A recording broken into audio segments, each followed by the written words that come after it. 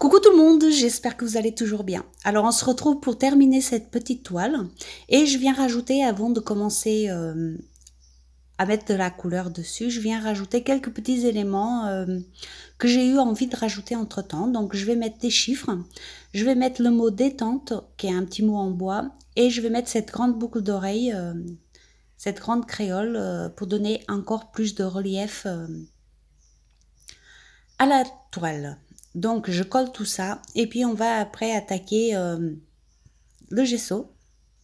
Donc à ce stade, selon ce que vous souhaitez, on peut partir soit du gesso blanc, soit du gesso noir. Moi je vais partir sur du gesso noir, mais bien entendu que si vous voulez une création plus claire avec des couleurs, enfin plus de couleurs, parce que celle-ci elle aura des couleurs aussi, mais avec un autre rendu tout simplement, vous pouvez utiliser du gesso blanc qui fera des créations un peu plus tendres et plus shabby.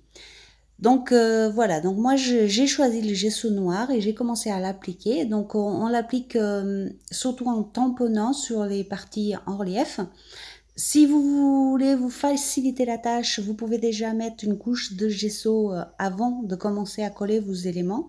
Moi, je préfère faire comme ça, mais j'avoue que c'est la partie où il faut le plus de patience pour pouvoir bien mettre votre gesso partout. Ici, je vais venir vous montrer ce que je peux utiliser comme couleur sur du gesso noir. Donc voilà, j'utilise jamais tout en même temps, mais là c'est pour vous montrer. Donc ici, la peinture acrylique métallisée de chez Action qui fonctionne super bien. Moi, j'aime bien l'utiliser, ça fait des jolis rendus. Ici, donc, le même style, mais celle de Stamperia. Alors, celle-là, elle est géniale aussi. Bon, j'en ai qu'une, mais j'aime beaucoup le rendu également. Donc, vous voyez, je vous essaye tout sur la même toile, mais à la fin, ça se verra pas. Voilà, on peut les associer de toute façon. Ici, c'est le Spray Lindy's. Alors, normalement, il est violet, mais sur le noir, on voit plus des reflets bleus que violets. Vous verrez après, je vais m'en servir beaucoup, donc vous allez voir comment ça donne le rendu. Je vous mets également de la peinture acrylique classique, hein, qui n'est pas métallisée, parce qu'on peut obtenir le côté métallisé par la suite avec les cires ou avec les aquarelles métallisées. J'essaye également le Bruchot. Donc le Bruchot, comme il n'est pas brillant et que sur le noir, on le voit, mais il est beaucoup plus foncé. Enfin, ce n'est pas le plus adapté, je trouve, pour travailler sur du gesso noir. Mais bon, on le voit, hein, mais c'est pas les résultats les plus adaptés.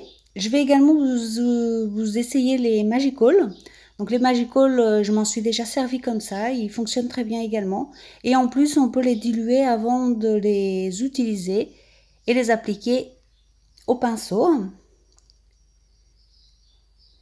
Mais moi, les Magical, je les préfère quand on fait des créations plus claires, dans le style shabby. Voilà, donc moi personnellement je vais continuer avec le Spray Lindy's que je mets partout. Donc vous voyez, il y a du violet et du bleu, mais quand c'est sec, au fait, sur du noir, il devient plus bleu que violet.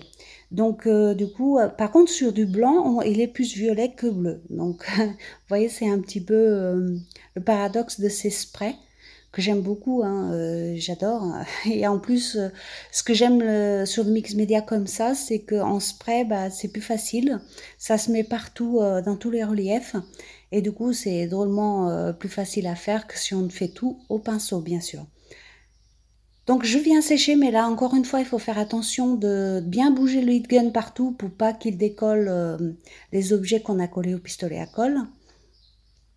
Et puis là, je suis en train d'utiliser la peinture métallique de chez Action, celle que je vous ai montrée au début, pour, avec le pinceau, l'appliquer dans les reliefs, afin justement de faire sortir encore plus tous les reliefs de la création.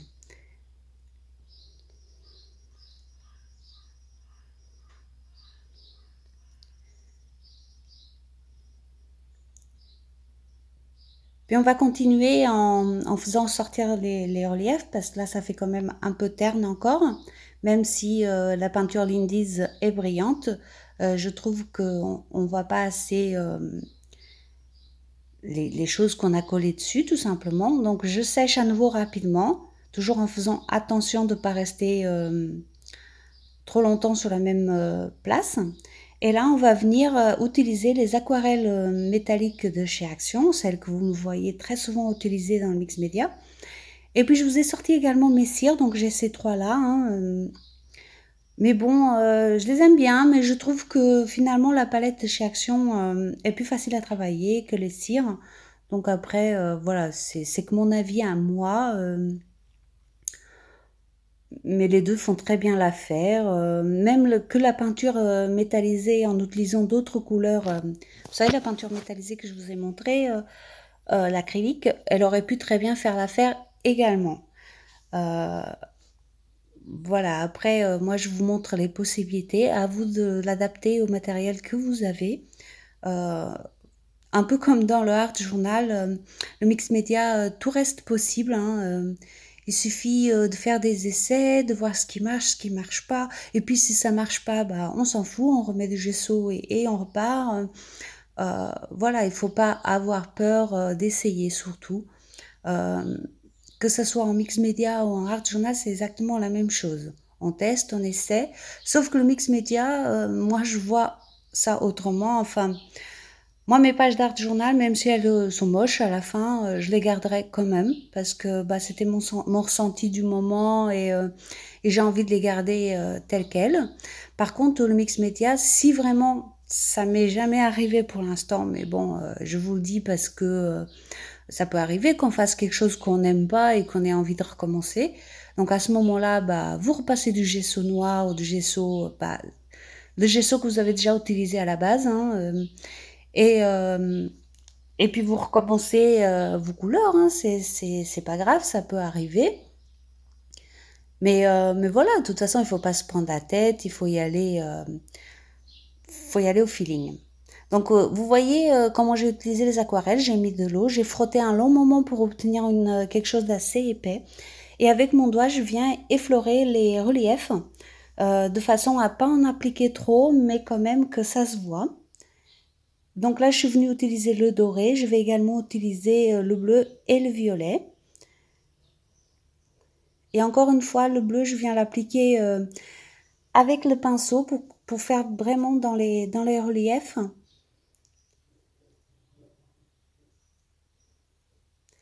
Et puis ici, bah, il faut pas avoir peur de repasser plusieurs fois. Donc des fois, moi, je repasse du doré, après je repasse du bleu, du violet, je reviens à nouveau avec du doré, ce qui fait que ça nous obtient des résultats un peu plus floutés, un peu plus dynamiques, je dirais, un peu plus mordorés aussi. Je sais pas trop comment vous expliquer parce que bon, on pourrait se dire, voilà, on met du doré, point. Mais moi, j'aime bien mélanger, passer plusieurs fois au même endroit, jusqu'à temps que le résultat me plaise finalement, hein.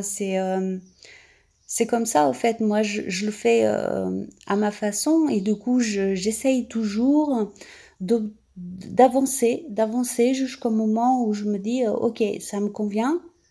Bon, on va pas dire que c'est du grand art, mais ça me convient. Et souvent, je me dis ça à moi-même. Je me dis, ok, c'est pas la meilleure de tes créations, mais ça me convient. Et si ça me convient pas, bah, je continue jusqu'à temps que je me dise, ok, ça va, je suis satisfaite de ce que j'ai fait, que ce soit beau ou pas beau d'ailleurs, hein. Des fois, c'est pas beau et je suis quand même satisfaite de ce que j'ai fait parce que ça m'a apporté quelque chose. Voilà. Dans cette série, comme je vous ai expliqué, c'est dédié aux débutants. On m'a demandé une série qui permettrait à certaines personnes de commencer dans le mix média. Donc, je sais très bien que c'est des basiques. Pour les personnes qui font déjà du mix média, je pense que ça vous apportera pas grand-chose. Mais voilà, cette série est vraiment dédiée aux personnes débutantes qui me l'ont demandé, car je sais très bien que sur ma chaîne, le mix média ne plaît pas forcément, hein, c'est pas les vidéos qui font le plus de vues. Mais c'est pas grave parce que je sais que ça fera plaisir à certaines personnes et ça me fait plaisir à moi également de partager avec ces personnes qui sont très souvent présentes sur ma chaîne et pour lesquelles bah, j'ai envie de le faire. Voilà. YouTube, c'est un échange et ça me fait énormément plaisir de partager avec la poignée de personnes que ça intéresse. Donc, je suis venue finir, comme vous avez vu, et là, je finis le tout avec une bombe de vernis. Donc, il y a celle que j'ai trouvée dans le rayon bricolage de chez Action, que je vais utiliser ici. Et j'ai aussi une autre qui vient de chez Dalbé. Toutes les deux font le job, donc à vous de choisir ou de voir celle que vous avez déjà.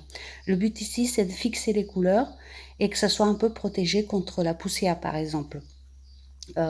C'est toujours utile de le faire. Après, c'est pas obligatoire, mais au moins les couleurs restent fixées. Et puis voilà. Donc je suis venue sécher un petit peu et le reste, je vais le laisser sécher naturellement. Voilà, cette série est finie. J'espère qu'elle vous aura plu. Je vous fais des gros bisous et dites-moi en commentaire si le mix média vous intéresse ou pas. Bisous bisous.